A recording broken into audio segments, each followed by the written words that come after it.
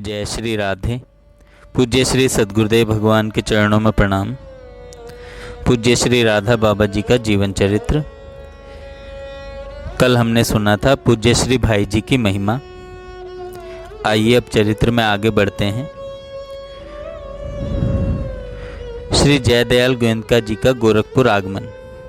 श्री सेठ जी जयदयाल जी गोयनका का गोरखपुर आगमन 2-3 माह की लंबी अवधि के पश्चात ही संभव हो सका। श्री सेठ जी से पूज्य बाबा का मिलन हुआ। श्री सेठ जी को पूज्य बाबा ने अपने मानस परिवर्तन का कुछ भी आभास नहीं होने दिया। श्री सेठ जी के जहाँ भी सत्संग होते, चाहे गीता प्रेस या श्री घनश्याम दास जालान जी के घर पर, पूज्य बाबा उसमें अवश्य सम्मिलित होते। हाँ, उनकी आंतरिक अनुभूति में आमूल चूल परिवर्तन हो गया था। पूज्य बाबा बांकुड़ा में जब श्री सेठ जी से मिले थे, उन्हें श्री सेठ जी के स्थान पर निर्गुण निराकार आनंद तत्व ही घनीभूत आकृति विग्रह बना दृष्टिगोचर हुआ था। बांकुड़ा में एक बार श्री सेठ जी कुछ मित्र व्यवसायियों के साथ घिरे मोटर में सवार होकर जा रहे थे। पूज्य बाबा उनके साथ थे। पूज्य बाबा ने उस समय उनकी आंतरिक अनुभूति के संबंध में उनसे प्रश्न किया। श्री सेठ जी ने मोटर में यात्रा करते करते बताया कि सत्य मात्र आनंद ही आनंद है। यह मोटर, ये सेठ साहूकार, ये बांकुड़ा शहर, आप, मैं, गाड़ी का ड्राइवर, आनंद आकाश में तिरमिरों की तरह असत प्रातीतिक ही अनुभव हो रहे हैं। ये आकृतियां स्वप्न से भी अधिक असत हैं। पूज्य बाबा को भी उन दिनों यही अनुभूति होती थी। अतः अनुभव साम्य के कारण श्री सेठ जी का सहवास और सत्संग उन्हें बहुत ही रुचिकर लगता था। परंतु इस बार श्री सेठ जी से प्रथम मिलन में ही जब उन्होंने श्री सेठ जी के स्थान पर अपने ही आराध्य भगवान श्री कृष्ण की चतुर्भुज मूर्ति देखी तो वे आश्चर्यचकित हो गए। यह वही मूर्ति थी जो उनके दर्शन पथ में सदा सर्वदा बनी रहती थी। उसमें परिवर्तन इतना ही था कि 2 भुजाओं के स्थान पर यह चतुर्भुज थी। इसके पीछे कदम्ब वृक्ष लुप्त हो गया था और चारों भुजाओं में शंख, चक्र, गदा और पद्म ऊर्ध्व आयुध थे। वंशी वहां नहीं थी। इस मूर्ति के नेत्रों में चंचलता के स्थान पर अतिशय गंभीर स्थिरता थी। अपने अंतर्भूत घन आनंद से इस मूर्ति के नेत्र आधे मुंदे थे। इतना ही नहीं, श्री सेठ जी के सभी निकटस्थ जन, श्री घनश्याम दास जालान, श्री मोतीलाल जालान, श्री हरिकृष्ण दास गोयनका आदि उन्हें भगवान चतुर्भुज नारायण के वैकुंठवासी पार्षद दृष्टिगोचर होते थे। वे सभी चतुर्भुज, सभी नवघन मेघवर्ण, मस्तक पर मुकुट, कानों में मकराकृत कुंडल, वक्षस्थल में कौस्तुभ एवं वनमाला धारण किए, सभी शंख, चक्र आदि आयुधधारी होते थे। पूज्य बाबा सभी को मन ही मन प्रणाम करते। उन्हें ऐसा प्रतीत होता था मानो साक्षात वैकुंठ धाम ही पृथ्वी पर उतर आया है। श्री सेठ जी का विलक्षण भागवती वैभव देख पूज्य बाबा चकित हो जाते थे। श्री सेठ जी जयदयाल जी गोयनका का गोरखपुर आगमन अल्पकालीन था। उन्हें शीघ्र ही ऋषिकुल ब्रह्मचर्य आश्रम के वार्षिक उत्सव के लिए चूरू जाना था। वे गीता प्रेस की व्यवस्था संबंधी विचार विमर्श में उलझ गए। श्री सेठ जी पूज्य बाबा को भी अपने साथ चूरू ही ले जाना चाहते थे। श्री सेठ जी लोक संग्रही संत थे। लोक कल्याण की भावना कूट कूट कर भरी होने से वे भारतवर्ष के गांव-गांव में श्रीमद् भगवत गीतोक्त निष्काम कर्म योग का प्रचार करना चाहते थे। अतः वे चाहते थे गीता तत्व विवेचनी के कार्य के साथ पूज्य बाबा जन समुदाय में अपने प्रवचनों द्वारा गीता का प्रचार करें। प्रचार की आसक्ति उनमें अधिक थी। कोई यदि सुनने उनके पास नहीं आवे तो वे उसे सुनाने उसके घर पहुंच जाते थे। सेठ जी की दैनंदिनी चर्या भी एकांतिक नहीं थी। वे मात्र त्रिकाल संध्या करते समय गायत्री जप के लिए तो एकांत में रहते, शेष समय तो वे चारों ओर कार्यकर्ताओं और जिज्ञासुओं से घिरे ही रहते थे। ब्रह्म मुहूर्त में वे उठ जाते थे। तब से मध्य रात्रि तक वे अखंड एक पल भी विश्राम न करते हुए कर्म में लगे रहते थे। उनके सहयोगी भी ऐसे ही परिश्रमी थे। कर्म ही उनकी उपासना थी। निष्काम कर्म को ही वे चित्त शुद्धि का सबसे अमोघ उपाय मानते थे। भगवान की स्मृति, भगवान की सन्निधि का अनुभव करते हुए दिन रात निष्काम कर्म में लगे रहना, एक क्षण भी कठोर कर्म से हटकर चित्त प्रमाद न कर पावे, इस सावधानी की वे अपने अनुयायियों से पूरी आशा रखते थे। सत्संग श्रवण एवं सत्संग व्याख्यान को भी वे इतना प्रामुख्य देते थे कि उनका वश चलता तो वे 24 घंटे सत्संग करवाते रहना चाहते थे। पूज्य बाबा इधर दूसरी धारा में बह चले। इधर 3-4 माह से तो हनुमानगढ़ी के निर्जन स्थान में वे एकांत कमरे में ही बंद थे। लोगों से मिलने जुलने की तो उनकी वृत्ति ही नहीं होती थी, अतः उनके पास कोई आता ही नहीं था। उनके पास तो उनके आराध्य वंशी विमोहन रूप में सन्मुख रहते और वे उनके अनिर्वचनीय एवं अचिंत्य प्रेम में डूबे रहते। अपने आराध्य भगवान की परम दिव्य कृपा सुधा वर्षा में उनका अहम मन चित्त सब डूबा रहता। उनकी मन की आंतरिक रुचि यही होती थी कि संपूर्ण बाह्य संसार विस्मृत हो जाए और यह सांवरा सलोना मुरली मनोहर उनसे अपनी मधुराति मधुर प्रीति भरी वाणी में बोलता रहे। वह जो इच्छा हो सो बोले, चाहे पोद्दार महाराज की स्तुति करे, चाहे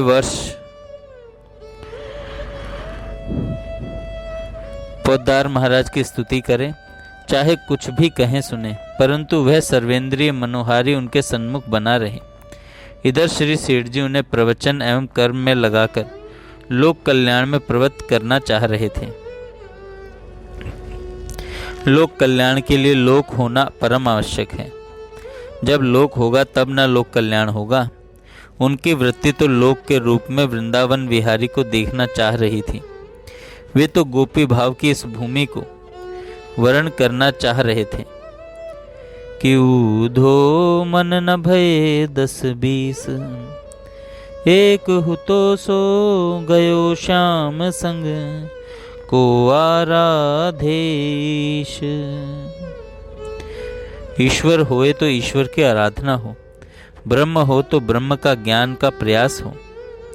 जब मन ही प्रियतम श्याम सुंदर के संग चला गया और मन ही एक था, अनेक भी होते तो दूसरे मन में ब्रह्म ज्ञान एवं ईश्वर आराधना हो जाती। अब कौन कैसे उद्धव के उपदेश को अपने में उतारे। इसी प्रकार पूज्य बाबा का तो मन ही लोक को छोड़कर अपने प्रियतम श्याम सुंदर में ही लय होना चाह रहा था। अब लोकोद्धार भला हो तो हो कैसे। वे निरंतर वैचारिक द्वंद्व में हो गए थे। उनके इस मन मस्तिष्क की परिवर्तित दशा में तो गीता तत्वांक का कार्य भी कर सकेंगे यही निश्चित नहीं कहा जा सकता था। फिर श्री गोयंका जी के रूप में भी तो उनके आराध्य ही हैं। वही मनोहारी मुख छवि, वही सर्वांग सुंदर रूप, मात्र 2 भुजा के स्थान पर 4 भुजाएं और आयुध। वंशी त्याग कर देने मात्र से वे बदल गए हों, सो तो है नहीं। तब उनके आदेश की सर्वथा अवहेलना हो तो हो कैसे। भगवान नारायण सर्व पूज्य तो हैं ही। फिर उन्होंने ही गीता कार्य का स्वयं ही श्री सेठ जी के सन्मुख प्रस्ताव रखा था। ये वचन देकर उसकी रक्षा न करें, यह भी शोभनीय कैसे होगा। उन्होंने यह वचन भी एक महासिद्ध संत को दिया है। इस वचन का पालन तो उन्हें पूरी प्राण शक्ति लगाकर करना ही चाहिए। इस द्वंद्वात्मक स्थिति में ही पूज्य बाबा को चूरू जाना पड़ा। चूरू प्रस्थान। जयति देव जय दयालु देवा, परम गुरु परम पूज्य परम देव देवा, सब विधि तव चरण शरण आई पर्यो दासा, दीनहीन अति मलिन तदपि शरण आसा। हे जय दयाल नामधारी देव, नारायण भगवान आपकी जय हो। हे देव महानारायण, आपकी दासी की सदा ही जय हो। आप परम गुरु हो, परम पूज्य हो, सब देवों के परम देव हो। मैं दास आपकी चरण शरण में सब प्रकार से आकर पड़ गया हूँ। मैं महादीन हूँ, सब प्रकार से हीन हूँ, अति मलिन हूँ, फिर भी आपकी चरणों की कृपा की आशा लेकर आया हूँ। मेरे अपार पातक हैं, फिर भी मैं आपकी दया का भिखारी हूँ। हे पाप पुंजहारी, मुझे दुखी जानकर अपनी शरण रख लीजिए। अब तक के जितने दोष अपराध हों वे हे स्वामी क्षमा कर दीजिए, एवं ऐसी कृपा कीजिए जिससे भविष्य में मैं कुपथगामी नहीं बन सकूं। मैं पात्र हूँ, कुपात्र हूँ, भले अनाधिकारी हूँ, परंतु फिर भी तुम्हारा हूँ। अब तो मुझे उबार लीजिए। सब लोग मुझे तुम्हारा कहते हैं, मेरा मन भी ऐसा ही कहता है। अब तो मेरा संसार एवं सांसारिक जनों के प्रति जो अपनत्व का ब्रह्म है वह मिटा दीजिए और इसे ही सत्य कर दीजिए कि मैं तुम्हारा हूँ। प्रभु, मेरी ओर मत देखिए, अपनी ओर ही देखिए। मुझे हठ पूर्वक हे हरि अपने चरण पादुका के तल में रखिए, जिससे मैं निरंतर आपके चरणों का संस्पर्श प्राप्त कर सकूं। हे प्रभु, मैं बार बार क्या कहूं, आप सब भेदों के जानकार हैं। हे जय दयालु गोविंद का रूप श्रीमन नारायण प्रभु, आपकी जय हो, जय हो, जय हो, सदा ही जय हो।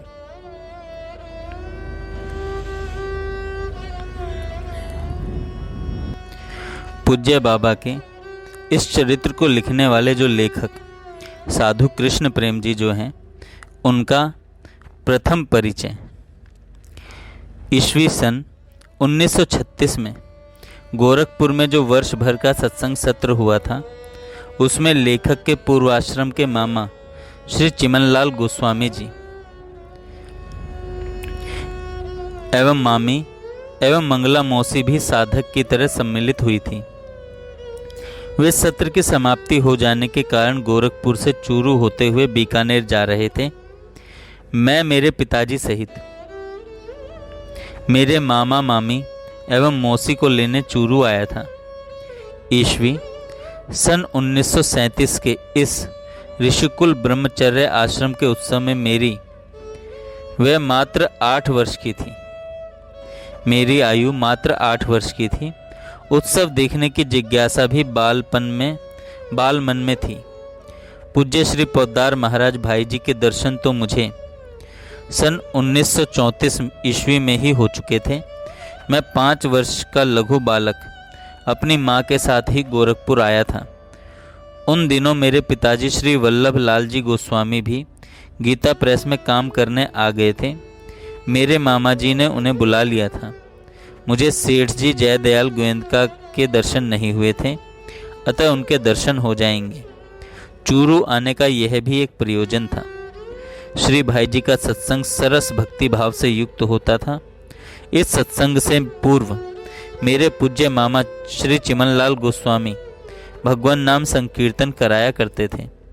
मुझे सत्संग तो समझ में आता नहीं था। हाँ, मेरे मामा जब झांझ करताल ढोलक सहित नाम कीर्तन कराते तो बहुत ही आनंद आता था। मैं कीर्तन का शौकीन भी था, स्वयं भी कीर्तन किया कराया करता। अतः उनके कीर्तन में सम्मिलित होने अपने पिता एवं मामा के पास बैठा था। मेरे पूज्य मामा कीर्तन करा रहे थे, राधा रमण जय कुंज बिहारी मुरलीधर गोवर्धन धारी। कीर्तन बहुत ही सुमधुर हो रहा था। मेरे मामा का स्वर बहुत मधुर था। मैंने मेरे पूज्य नाना से सुन रखा था कि मेरे मामा के कंठ में श्रुतियाँ लगती हैं। किसी राग में, किसी स्वर में को किसी श्रुति से गाया जाता है। यह संगीत शास्त्र की गायकी उच्चतम कोटि के गायकों से ही संभव होती है। हारमोनियम नामक वाद्य यंत्र में तो मात्र कोमल एवं तीव्र स्वर मिलाकर 12 स्वर ही होते हैं। श्रुति युक्त गायन करने वाले की सारंगी नाम तंतु वाद्य द्वारा ही सांगोपांग संगत संभव होती है। हारमोनियम वहाँ तो बेसुरा हो जाता है। मैं देख रहा था, पूज्य श्री पोद्दार महाराज भाई जी के पास एक तरुण सन्यासी ध्यानस्थ बैठे थे। मेरे पूज्य मामा जी का संकीर्तन वे बहुत ही मनोयोग पूर्वक सुन रहे थे। मैं बार बार उन्हें ही देखता जा रहा था।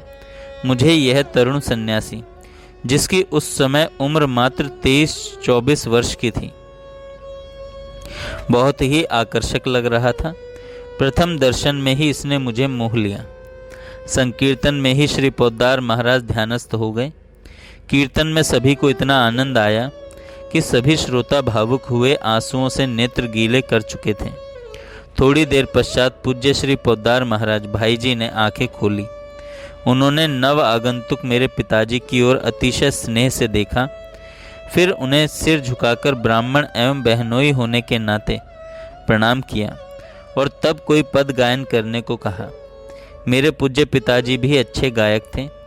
यद्यपि ये सभी बातें आज से 8 वर्ष पूर्व की हैं, परंतु बाल जीवन की कुछ बातें ऐसी अमिट अंकित हो जाती हैं कि वे जीवन भर स्मरण होते रहने के कारण ज्यों की त्यों मृत्यु के समय तक स्मृति में रहती हैं। श्री भाईजी पोद्दार महाराज के आग्रह पर मेरे पिताजी ने उस दिन जो अष्टछाप का पद सुनाया, वह भी मुझे अब तक याद है। पद के शब्द थे, कृष्ण नाम जपते श्रवण सुन्यो रियाली, भूली री भवन हो तो बावरी भईरी, भरी भरी आवे नैन, चित्त हूँ न परे चैन, मुखते न निकसे बैन, तन की दशा कुछ और हूँ भईरी।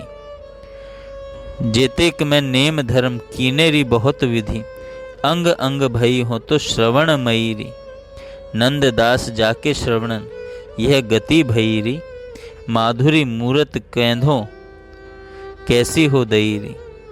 इस गायन को सुनकर पूज्य श्री पोद्दार महाराज बहुत ही अंतर्मुखी हो गए थे। उनकी चेष्टा करने पर भी सत्संग प्रारंभ करने की क्रिया हो ही नहीं रही थी। वे सत्संग के पूर्व कुछ मंगलाचरण के श्लोक बोला करते थे, वे भी बोल नहीं पा रहे थे। वे किसी प्रकार मूकम करोति वाचालम तो बोल गए, फिर पंगुम कहकर चुप हो गए। कुछ क्षण ध्यानस्थ हो गए, तब किसी प्रकार से यह श्लोक पूरा किया। इसके पश्चात दूसरे श्लोक में वे पुनः अटक गए। वंदे मुकुंद अरविंद दलायताक्षम कहकर पुनः चुप हो गए। मेरे मामा जी ने इस श्लोक को पूरा किया। श्री भाई जी को पुनः ध्यानस्थ देखकर मेरे पूज्य मामा जी ने नाम संकीर्तन प्रारंभ कर दिया। जय हरि गोविंद राधे गोविंद। मेरी दृष्टि न तो पिताजी पर थी न ही मामा जी पर। मैं तो या तो पूज्य भाई जी के बहते आंसुओं पर दृष्टिपात किए था अथवा पूज्य बाबा के आनंद पर मेरी दृष्टि जमी थी। उनके नेत्रों से भी अश्रुधार बह रही थी। पूज्य बाबा काष्ठवत बैठे थे। उनके नेत्रों से झरते बिंदु उनके कपोलों पर ठहरे थे। श्री पोद्दार महाराज कुछ काल में प्रकृति स्थित हो गए एवं तब उनका प्रवचन प्रारंभ हो गया। यह मेरा पूज्य बाबा से प्रथम साक्षात्कार था। यह मेरा पूज्य बाबा से प्रथम साक्षात्कार था। जय श्री राधे। श्री राधे। रसिक पदावली की आज की श्रृंखला में आज का वीडियो मैं जो प्रस्तुत कर रहा हूँ, उसमें पूज्य गुरुदेव श्री श्री महाराज जी के तिरुभाव महोत्सव पर आयोजित तमाल कुंज वृंदावन में आयोजित जो संकीर्तन हुआ हरि नाम महामंत्र का, बंगाली मंडली के द्वारा चैतन्य महाप्रभु जी की परंपरा की ये मंडलियाँ अति भावपूर्ण संकीर्तन करती हैं, तो मैं उसे प्रस्तुत कर रहा हूँ, आप उसका आनंद लें।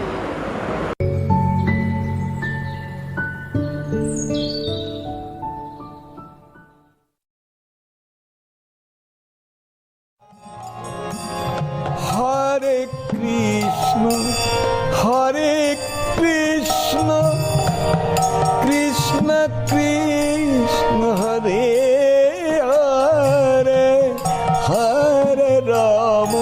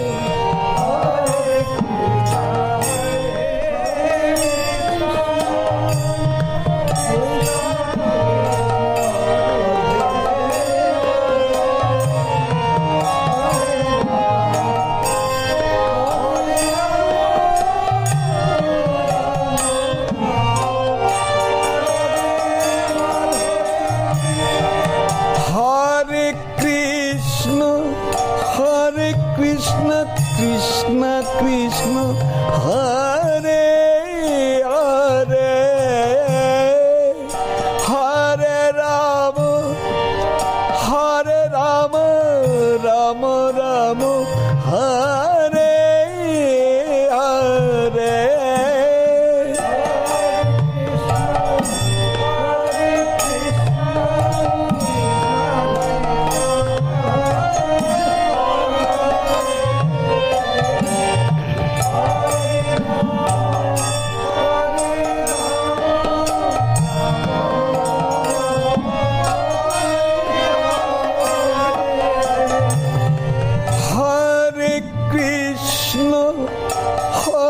Krishna Krishna Krishna Hare Hare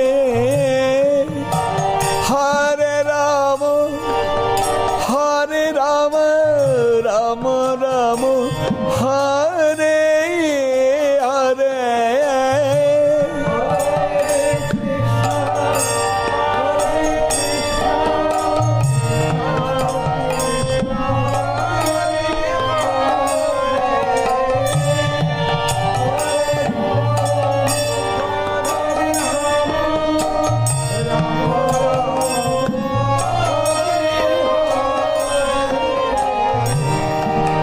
Hare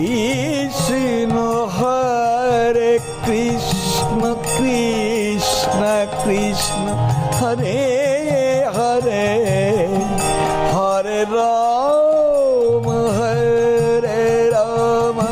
Rama Rama Hare Hare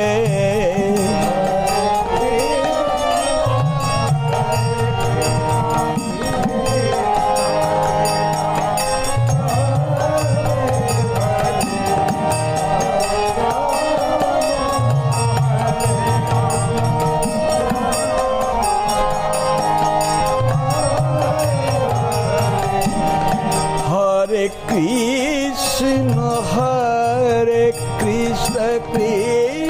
Krishna Krishna Hare Hare Hare Rama Rama Rama Hare Hare Hare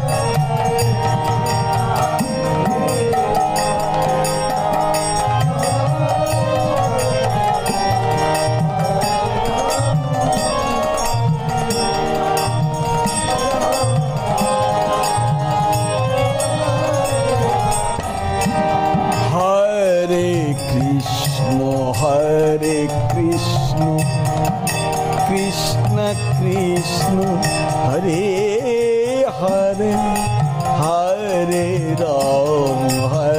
Rama Rama Rama Hare Hare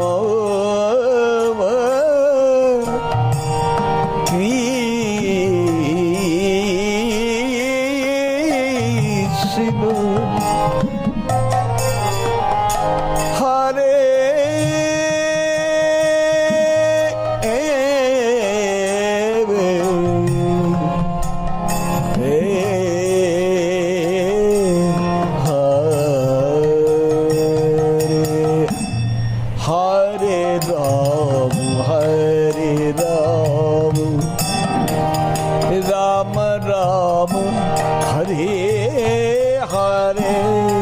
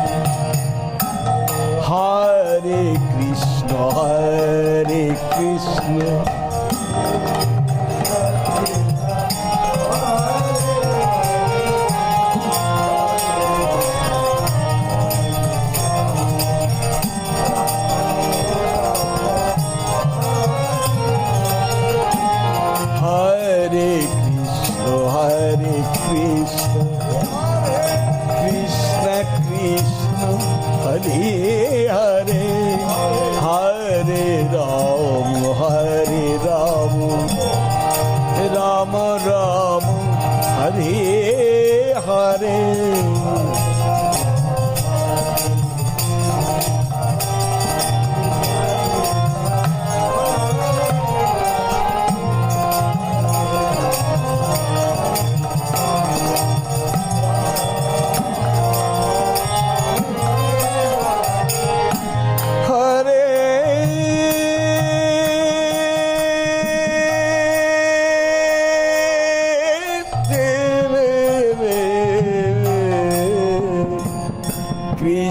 Krishna Hare Krishna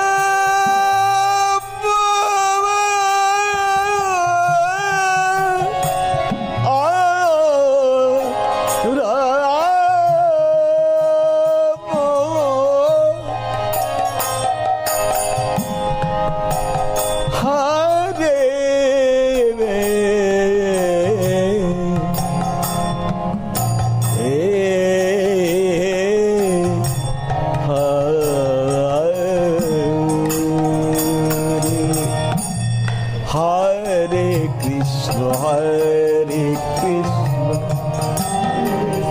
Krishna Krishna Hare Hare Hare Rama Hare Rama Rama Rama Hare Krishna Hare Krishna Krishna Krishna Hare Hare Hare Rama Hare Rama Rama Rama Hare Hare